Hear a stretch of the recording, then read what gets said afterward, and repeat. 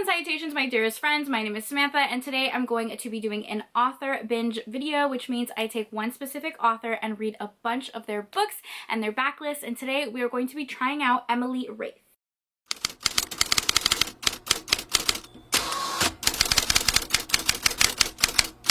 Hello, how are you? Welcome or welcome back to my channel. Welcome back, welcome back, welcome back. It's been a while since I have filmed. I've been in a bit of a reading slump. A lot has happened in my life recently. I really was in the mood to film today, and I wanted to revisit the series that I used to do in the past. I called it Author Binge, where I picked one author and I binged either their entire backlist or just a lot of their books. So I feel like that gives me a really good feel on the author, because sometimes we read one book by an author and think like, oh, I don't like their writing style, I don't like their books, but that might have just not been the book for you, especially if it's like one of their earlier works. So I like to just give an author a fair chance and kind of just binge their reading styles. I love when authors connect their stories together. So today I am going to be reading an author that I found on TikTok, the book talk, my favorite place to be. And the author is Emily Rath. The way I found Emily Rath was in my comments, because I was doing a poly romance video, and it was like right after I did a historic romance video, and someone posted like, hey, I know you like historic romance, I know you like poly, you should really check out Emily Rath. Like in the comments, so many people were like, yes, love her book, she's amazing, all that stuff. So here we are. I had responded saying I was going to read her books, and she commented on the same thread and was like, hey, I'm getting commented a lot here, I hope you enjoy my books, these are the types of books I write. And she was just really sweet. She's very active on TikTok, which I love to see from an author. What I'm gonna do is I'm going to read at least 3 of her books, maybe more if we have time. A lot of them are available on Kindle Unlimited, which is awesome for me because I definitely am a huge ebook reader. I went on her website and went to the About Author section, so we're gonna just briefly read that so you guys can have an understanding of who she is. Her name is Emily Rath, and she says that she writes swoony, cinematic, character-driven fantasies and romance. Says that you can expect her books to have a big cast of characters, lots of drama, lots of kissing, I love that, and unpredictable magic. Okay, let's see what books we're going to read. Okay, so her Omegaverse is called Whiskey and Sin, and this is described as a male-male Omegaverse featuring dark themes in a small town setting. One that was the most recommended to me was her Second Sons series. 3 books, they're all historical romances, and from what I can tell, they're all poly or reverse harem. I'm gonna be doing a video on polyamorous historical romances because it is a subgenre, it's out there. A lot of people think of reverse harem in like fantasy books, paranormal books, and sometimes contemporary, but it's in historical romance too. All of these are, oh, wait a second. Oh. It says it's slow burn. Oh. It's not that I don't like slow burn. It's just like I really I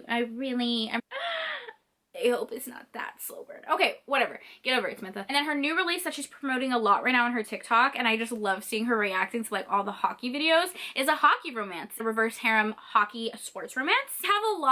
We have a lot to start with. For this long intro, but I wanted to introduce the author and talk about her books in case you wanted to check her out as well.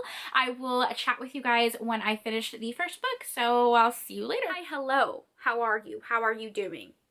Well, I hope you're doing well. I'm getting a haircut tomorrow, and I'm very excited because this pelo is driving me insane. Like, the fact that it even fits in this little half up, half down situation already means it's too long. Everyone's like, Samantha, your hair is still very short, but the fact that I can feel it on the back of my neck gives me the ick.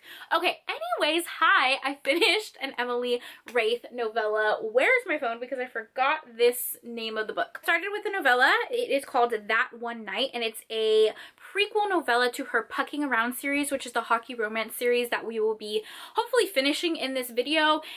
Okay, here's the thing. I don't love novellas that are prequels. Like, I knew that going in. It's a very tall order, but I'm almost expecting novellas to do everything a full-length novel is doing, just like in a tiny, cute little pequeñito package, okay? I don't like novellas with cliffhangers because in my opinion that could just be extended to a full-length book. But I did enjoy this book and I gave it 3 stars, and I think it was a nice introduction to her upcoming series. It follows our heroine. She's at the bar. Her brother just got married and she's kind of feeling a little sorry for herself, not just because her brother got married and she's alone. Recently she got declined for a job position that she applied for, that she worked really hard for. She is a sport oh god, what is she? She's a doctor in sports medicine. Her goal is to work for a professional team, and she got declined for like one of the job positions that she applied for. And she's sad, okay? And she is at the bar and she's getting hit on by like this sleazy guy. And that is when our hero comes in and kind of saves her from that interaction and pretends to know her so that the guy could leave her alone. And they end up having a really strong chemistry with one another. They're only in town one night and they're like, you know what, let's make this night last. Meet me upstairs, baby. It's a one-night stand situation. They go up to the hotel room, have fun. He wants to know her name, he wants to get her number, and like he's determined to do that before she leaves, but she ghosts him in the morning and she disappears. And like, she's the one that got away. She's the one that got away until the next book, I'm presuming, because he is in the reverse harem situation in the next couple books. I started her historical romance series because I have to wait for the hockey romance books to be released. Maybe that's why I'm so salty, because the novella had a cliffhanger and I can't like immediately start the next one. So I started one of her audiobooks. My library had it. It's called Beautiful Things. It's the first book in her second son's series, and this is a 13-hour audiobook, okay? So not a novella. It's almost like 600 pages, and I just started it today while I was working, so I will give you guys updates for that one in my next clip. Hello, hi. We cut our hair. But 2 days has passed since I got my hair cut, and I have not shown you guys, so here we go. A little commotion for the hair, a little commotion for the back. My butt looks really good in these jeans. I just need everyone to know. Is definitely the shortest I have ever gone with my hair. It's pretty short on the sides and on the back.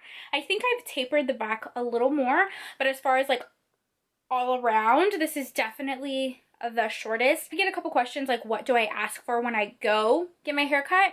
And to be honest, my girl has been cutting my hair for a little over a year now. That's how long I've had my short hair, about a year and a half. And she just knows, she knows what the fuck she's doing, okay? I know I'm never gonna walk out of there not loving the style because she's so talented when it comes to curly haircuts. We've been slowly going shorter and shorter and shorter. There was a gradual build, but to be honest, I kind of just go with the vibe. Just wanted to show off the haircut, obviously. I'm gonna go eat some food now. I'm literally so, let me put you right here while I talk to you guys because my arm is getting tired and I didn't have my tripod set up. I'm going to eat the Breakfast of Champions pizza rolls, and then I'll update you guys on the books that I've read because I've already read 2 more books. I've eaten my pizza rolls, so it is time to chat about the books that I read. The one I read after the novella is Whiskey and Sin by Emily Rath. This is a male, darker Omega-verse. I'm gonna just say it right now. I gave this book 5 stars.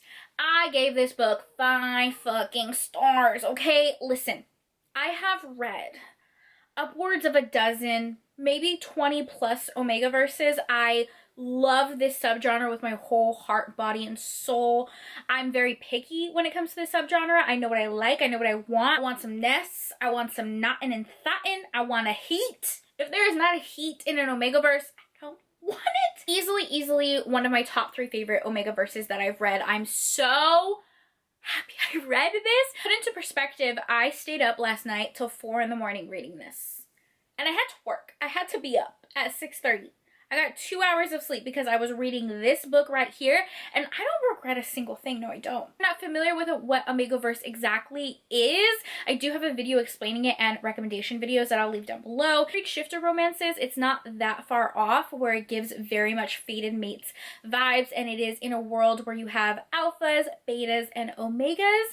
Alphas are kind of the leaders of the pack. Betas are normally like regular humans, and also a lot of the times the glue to keep a pack together. I feel like betas are overlooked, but that's not what this video is about. And then omegas are the ones that can usually carry a pregnancy, can mate with alphas. They're kind of like the core of the pack. So the hierarchy in some darker romances, a lot of omegas experience really shitty behavior from alphas. And this book starts off with Silas, who is basically being human trafficked, and he was kidnapped by an alpha gang, and he's trying to escape them, and he does. This is not a spoiler. This happens like in the very beginning of the book. It's in the synopsis. He escapes them, and he is literally running for his life. He ends up escaping them, but he's really badly injured, and that is how our hero Silas, who is an alpha, ends up finding him, and he's on the side of the road, Bear's driving, and finds Silas kind of like passed out on the side of the road, ends up letting him come back to his cabin to heal and rest. He doesn't know about his past. He doesn't even know that he's an Omega, and it follows their romance. Silas is the strongest character like ever. Like, broke my heart to see what this character went through, and to like see this book of him healing and allowing himself to fall in love with an alpha. We've never been shown that alphas could actually be good. He's never been shown true love. It is truly an emotional book because Silas went through so much. He's dealing with so much trauma. He's never been shown like true love or any kindness from an alpha. Hero Bear is like this gentle giant. He's this gruff like lumberjack, but the cutest, sweetest, most thoughtful alpha hero that you will ever read about. Like, oh my god, they fit together so perfectly. This is the definition of soulmates, fated mates. Just, oh my god, it's incredibly romantic. For it being an Omegaverse, it was pretty slow burn because a lot of it is Silas's personal journey and him just healing. I just think the author did such a fantastic job with the plot, the pacing, the romance, the plot twist. I definitely think this is going to be one of my favorite books of the year. I can already claim that because I just loved it. I loved it. If you like Omegaverse, I definitely think this would be the book for you. Hands down, one of the best Omegaverses you will ever read. If you're new to Omegaverse and you're not familiar with the dynamic, check the trigger warnings because it is a little bit of a darker romance, and I feel like if you read Omegaverse already, you're kind of used to some of those trigger warnings, but if you're not, it might be a little bit intense. So be safe, check the trigger warnings. I loved it, and I really think this whole video is worth it because I got to read this book. Hello, hi my friends. I am here to update you guys because I read another Emily Rath book. We finished her first book in her polyhistorical romance series, and I have some thoughts. I don't even know what I want to rate this book, but let's talk it through together. Because I did read a poly romance, I'm wearing my poly sweater that I created. Let me show you guys. Can you see it? Can you see it? It says more people, more fun, because more people is more fun. I don't make the rules. I don't make the rules. I just abide by them. So I created this shirt through Bonfire, and you can get it in a sweater, t-shirt, different colors, a crop top. I have a crop top option. I do have some other designs on there as well that kind of relate to my channel, but I just love my poly sweatshirt so much because poly romances are truly my favorite thing ever. I need to do a video on just like all my favorites, but I feel like that's going to be like a 30-minute video because I have so many. Okay, Beautiful Things by Emily Rath. The tropes are that it is a historical romance, it is set in the Regency time period, it's reverse harem, and very slow burn. I'm not someone who reads the synopsis in books, so I actually did not realize that this was part 1 of 2. And it ended on a cliffhanger. And when I finished that 13-hour audiobook, I was like at the 90% mark, and she hadn't even been with all the guys yet. The conflict was just starting to peak. I'm like, how is she gonna wrap this up in 10%? She's not, because it's 1 of 2. There is a massive cliffhanger at the end of this book, and it leads into the second book, so just know that going in. Trying not to do any spoilers or anything like that, but when I say this was slow burn, it was slow burn. The first kiss didn't happen until 48%. I made that a note. Yes, I did.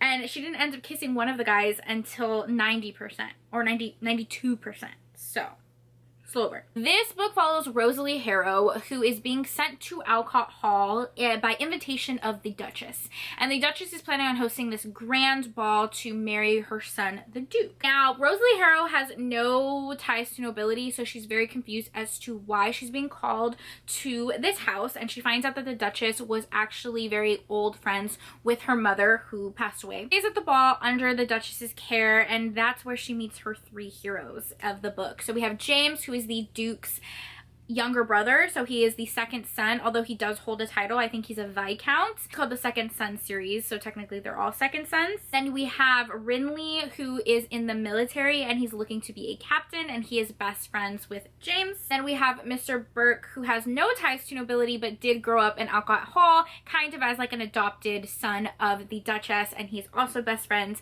with Rinley and James. They're like an unstoppable trio. And they meet Rosalie, they're instantly attracted to her, but Rosalie again holds no title, and that is a pretty big deal in society. She is not looking to get married, and the men are really not wanting to get married either, and if they do, it's because of title or wealth or things that Rosalie can't exactly provide them with.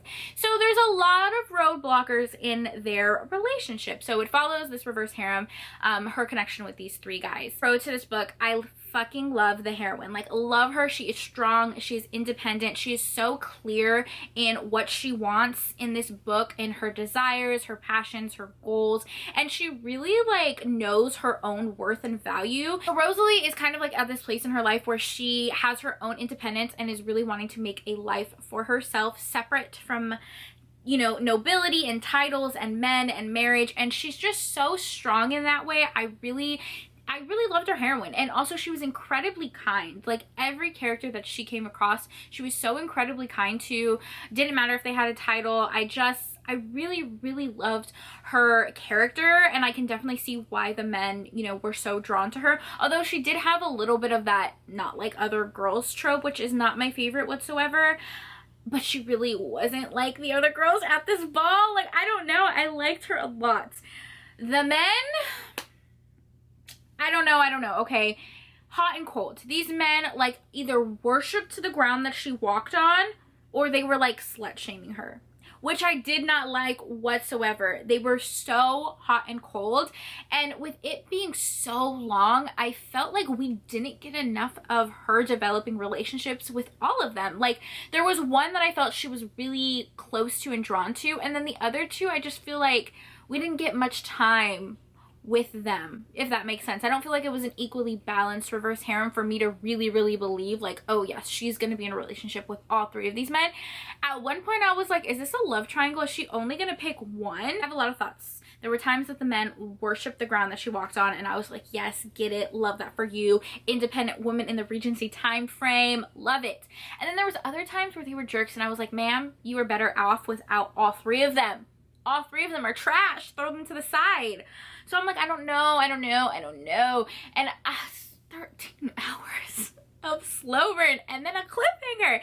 Like, I just feel like if this was wrapped up in one book, I might have been a little bit happier. But I mean, it's my fault. I should have realized that the second book was the second book in the series. I have to read it now, because now I need to know who she ends up with. If she ends up with any of them, apparently, because that cliffhanger though. Okay, I'm not going to ruin anything for you guys. I'm going to give this book 3 stars because I equally hated it and loved it at the same time, and I don't really know where to go from there. So we're just going to give it an even keel, middle of the road rating. Yeah. Okay, bye. Hello, hi. We are back with another update.